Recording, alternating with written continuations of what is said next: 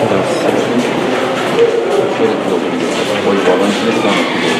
Böyle olursa boşluk kayacak. Biraz önce.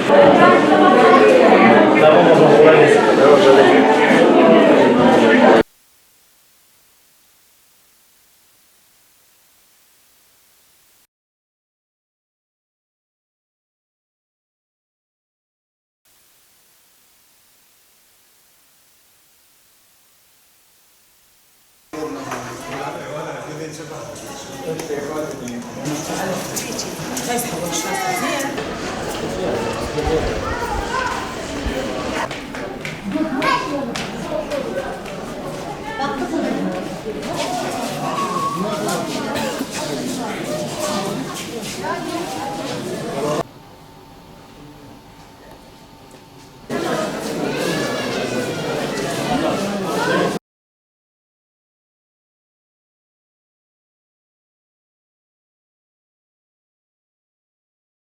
Merhaba, ben Şanlıurfa Eğitim Araştırma Hastanesi'nden algoloji uzmanı Doktor İbrahim Asoğlu. Bugün size trigeminal nevralji hastalığından bahsetmek istiyorum. Halk arasında intihar hastalığı olarak da bilinen trigeminal nevralji hastalığı, genellikle yüzün tek tarafında görülen, kısa süreli, şiddetli, çok yoğun ağrılarla karakterize bir hastalıktır. Hastaların bu ağrı atakları genellikle saniyeler sürer ama çok şiddetlidir. Hastalar genellikle bu ağrıyı elektrik çarpması, şimşek çakması ya da yıldırım çarpması şeklinde tarif ederler. Ağrı genellikle yüzün bir tarafında, sağ veya sol yarımında, kulaktan alt çeneye doğru, üzerinde, ağız köşesinde, burun kenarında, dilde ve nadiren de göz içinde yerleşimlidir. Hastaların ağrı atakları konuşma, yemek yeme, çiğneme, diş fırçalama, abdest alma, yüz yıkama veya sakal tıraşı olma gibi zararsız uyaranlarla tetiklenebilir. Ve hastalar genellikle bu eylemlerden kaçınmak zorunda kalırlar. Ağrının yerleşim yeri nedeniyle hastalar